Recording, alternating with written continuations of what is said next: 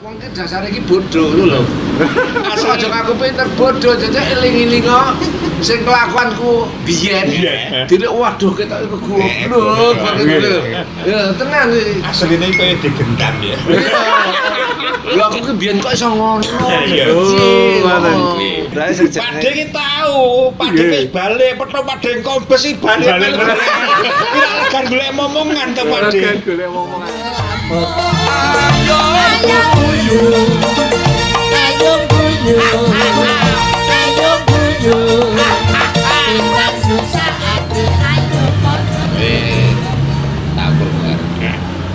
Tembung legan golek tau krungu. Wis tau krungu, tapi kan sing sak tenane kuwi nek legan golek momongan iki sing kepiye ngono lho Mas. Oh, berarti kowe mau tau krungu. Neng orang ngerti arti, orang ngerti maksudnya. Neng ngerti berat. Napa Pak De? Legan golek momongan. Legan apa legen? Legan. Oh, legan. Ora legan. Legan niku anu, napa? Legan kuwi ibarate kuwi ngene lho. Kowe legan kuwi kowe ora ndek gawean utawa kowe bujangan. Bujangan.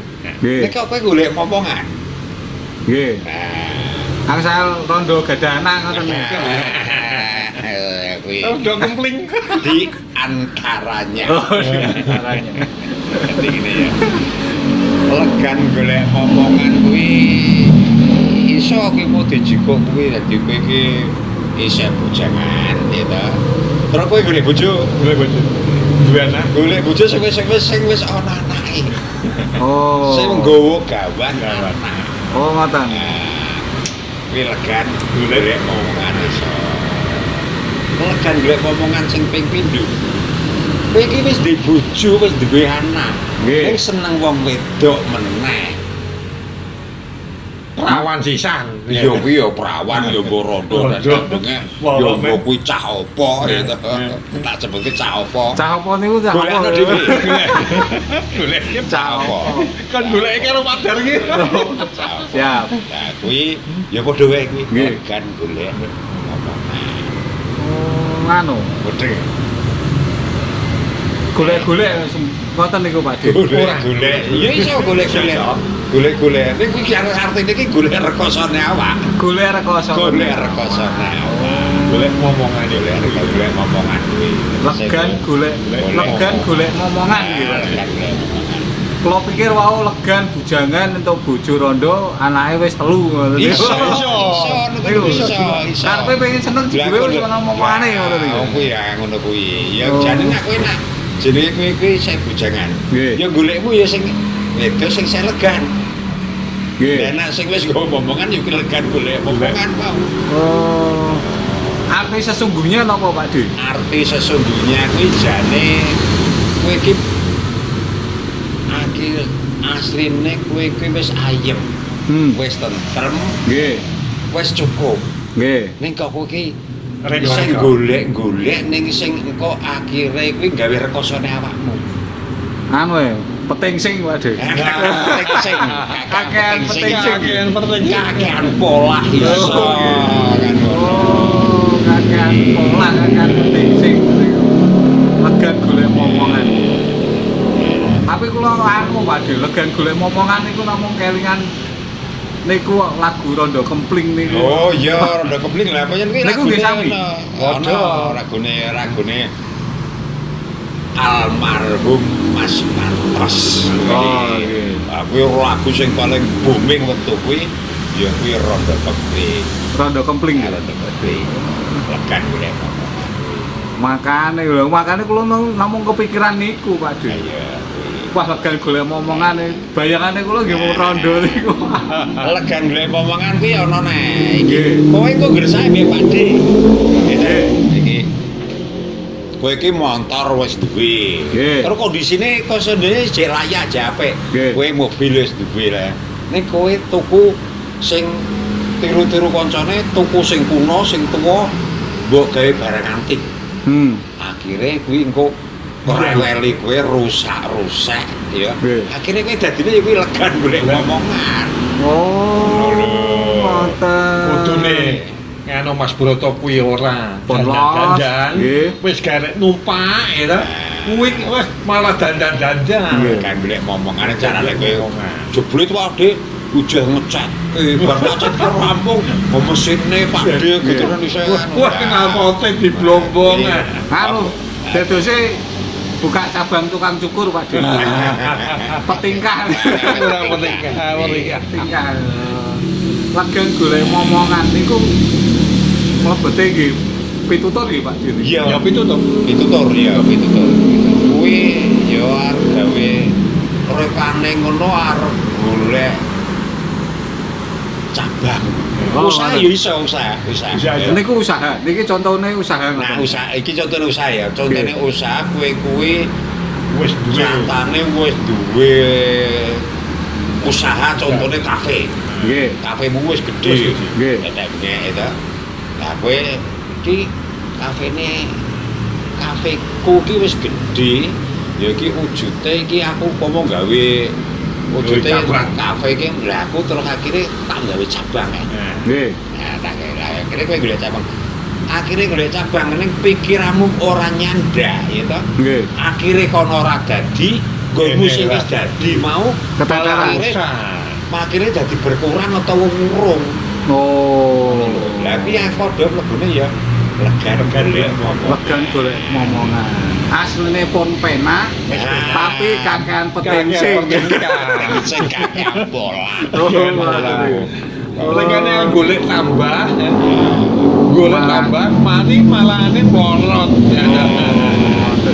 Kuwi tembung kuwi legan golek momongan kuwi memang ya Wonten anu mboten Pak Dik. kuwi jane ya kuwi nek pomo bahasa Indonesia jane kata bijak lho kuwi. Kata bijak. Kata bijak kuwi. Oh, Kata legan pomo golek kuwi momongan. contoh. Oh. Kata bijak. Tapi wonten anu mboten Pak Dik. Misal legan golek momongan ngoten niku ya. Niki Pak Dik ki ambak. Niku pun nate ngalami napa mboten legan golek momongan. Walah ya nak pengalaman wong urip iki kabeh wis mesti kelakoni luwih. Berarti Pak Dik nate peting sing.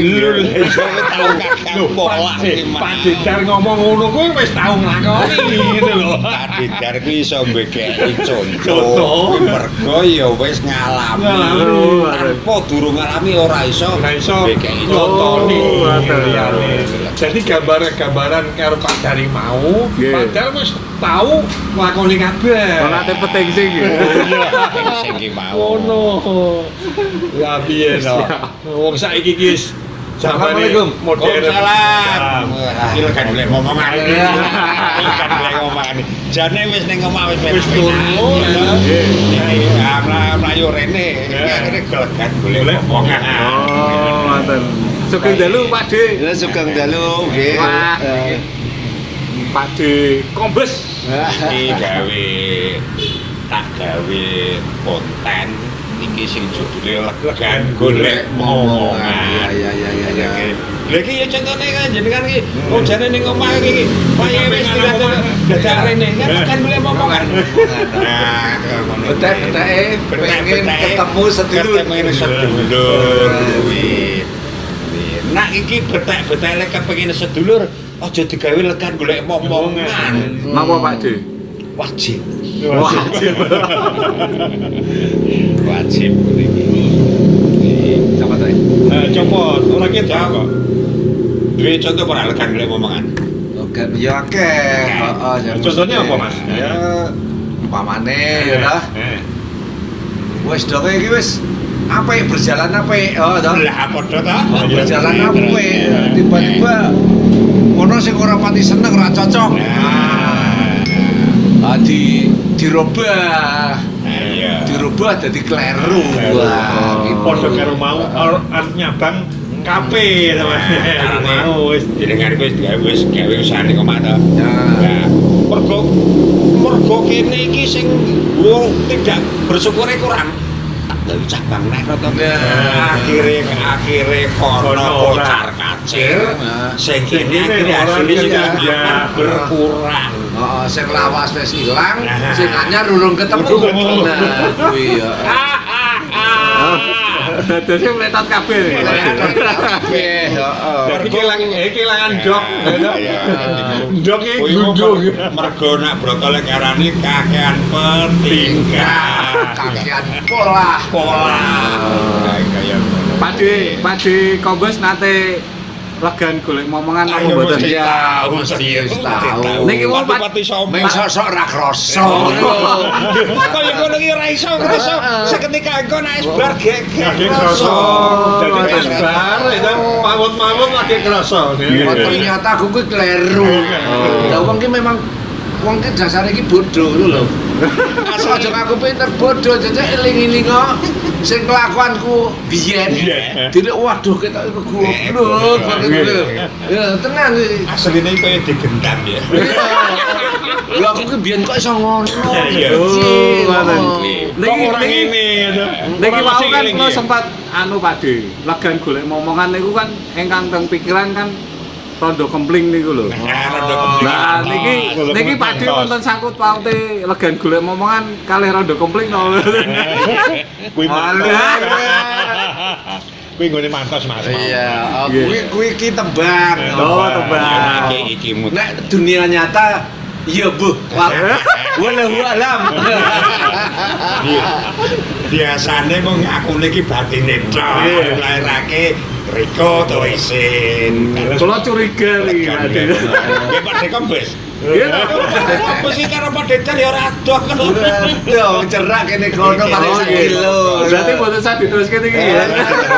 Bajur kilo wis tekan.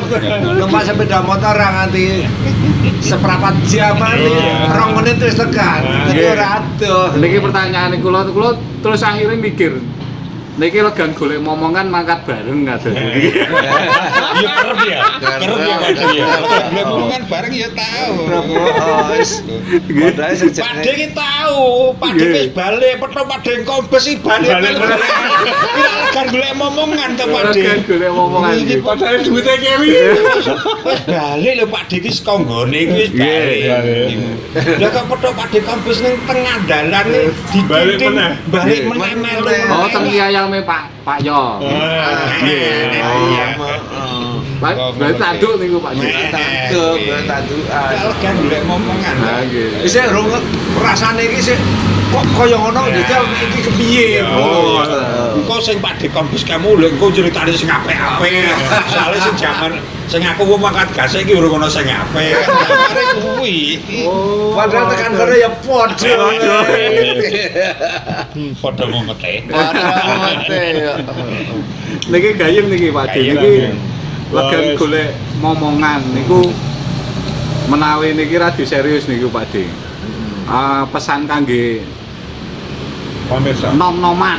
Nah, legan golek momongan niku kados pundi ngoten niku Pak De. Ya, legan golek momongan ki versine Pak Didar ya. Kuwi ana tembung gelo tiba mburi. Nah, kuwi. Dadi kene iki senenge dientekke sik ning akhire engko bareng Wis ya wis entek-entekan. Lagi kelingan to gelo.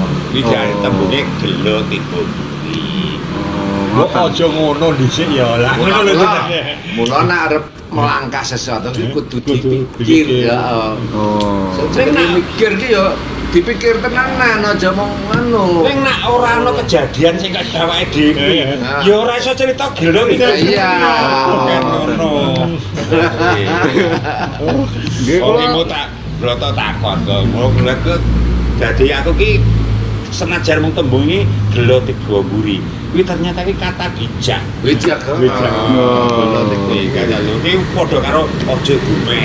Hanya ada dua kata, tapi artinya apik banget kuwi. Terus aja terus jumawa. Jumawa apa ya? Wah, pokoknya ngakune aku ki apa-apa iso. Apa-apa iso, aku apa-apa ngerti. Takabur sih. Oh, takabur. Tapi ternyata ya bolong buri.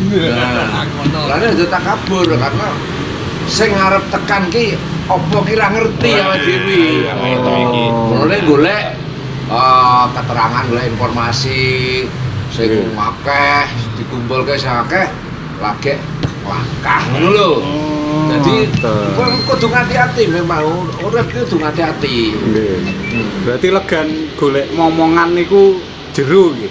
Jero banget. Jero nggih. Jero banget.